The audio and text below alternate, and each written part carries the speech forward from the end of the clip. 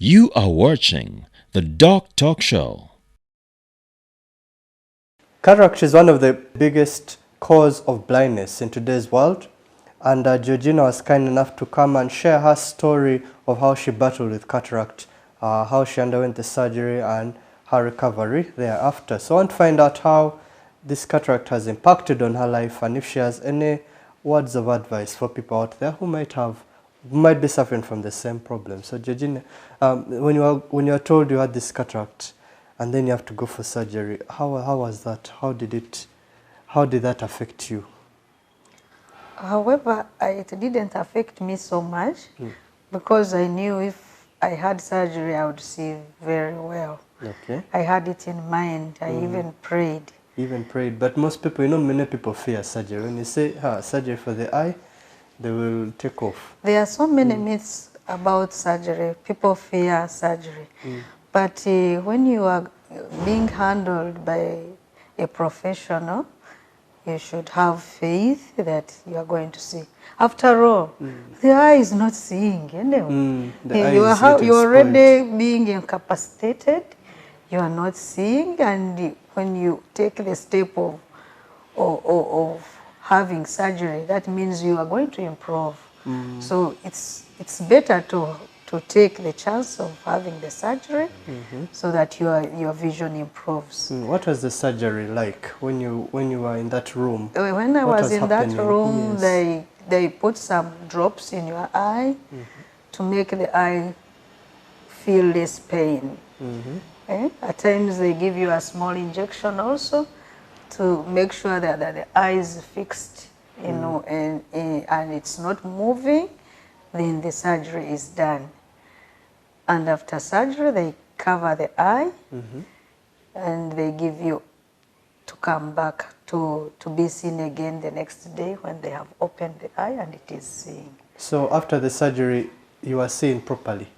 After the surgery, when they opened my eye, I was very happy because I was actually seeing better than how I was. Wow, so the surgery does work. Okay. Yes. Dr. Salina, how are you going to remove the fear of eye surgery? And I think you've done very many eye surgeries, but the fear is always there. How can you encourage people to overcome that fear? I think Georgina has done it very well for us. She's well, she sees well, she can read, she can do her work. Sometimes she may need glasses, or maybe for reading, but daily activities, she's okay. So the message is surgery is very safe.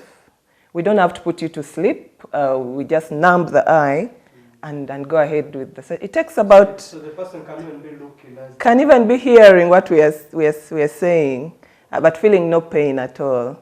It takes about 30 minutes or even less. And the following day you are seeing very well. So the message is people should not fear surgery, and there is no other treatment for now that will give you back your sight apart from that. Apart from surgery. I think I'd also like to add that this surgery we're talking about is even a day care surgery. So many times you don't have to be admitted and sleep on ward for extensive periods. So you just walk in, they walk do it, in and then you go home. Get it done and go back home, then get a review done in the next morning. So quite convenient for us, the surgeons, and also for the patient. People should know the difference between an optician and an ophthalmologist. An ophthalmologist is an eye surgeon, and an optician and a specialist, and a medical doctor. So usually they go to the opticians not knowing exactly what to do, but the centers that have these eye surgeons are Mulago, Rubaga, Mengo, private hospitals like the Agaral. So the opticians per se, what is their role? Their role is glasses. It's mainly glasses. Okay, so Georgina, so after your surgery, this surgery for the cataract, what did the doctors tell you to do to look after the eye?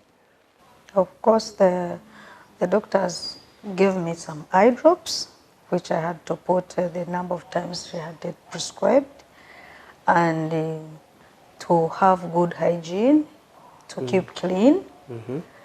Like you had to wash wouldn't the lens come out? No, you have to be very clean. You can use the face towel and you just wipe because inside the eye, God washes us inside. You don't have to press on it. So the lens was inside the eye, Inside the not eye. kind of on top. No. It's not a contact lens. Not a contact Inside. lens, yes. So it is inside the eye. It is but you have inside to the wash the eye and the eye outside. gently, and you put the eye drops as how she has prescribed. And there are some don'ts whereby you don't have to eat hard food like chewing a sugar cane, because eating hard corns, those ones you need the muscles.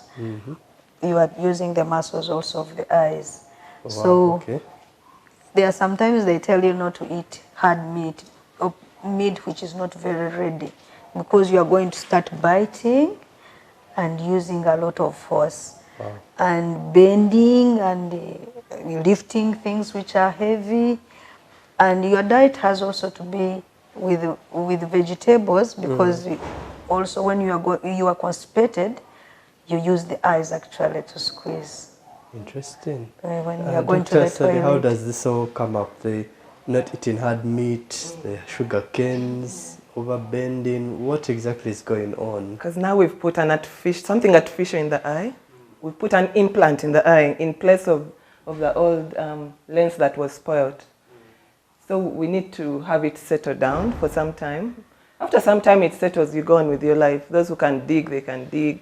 But for those few days after the surgery, we want you to do as you're told. And by the way, we don't operate on both eyes at a go.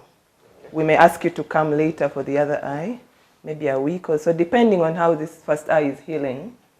We normally don't do that. But for children, if I could go back, when we operate on their cataracts, we put them to sleep. Unlike the adult, where we numb the eye only. Okay. So talking about glasses, is it true that children who wear glasses from an early age, their eyes get spoiled, Dr. Rima? Quite a common concern. Glasses are very, very, very important instrument in terms of eye care. And refractive errors are so common. In fact, they're the most common cause of visual impairment in any age group. In any age group. Yes.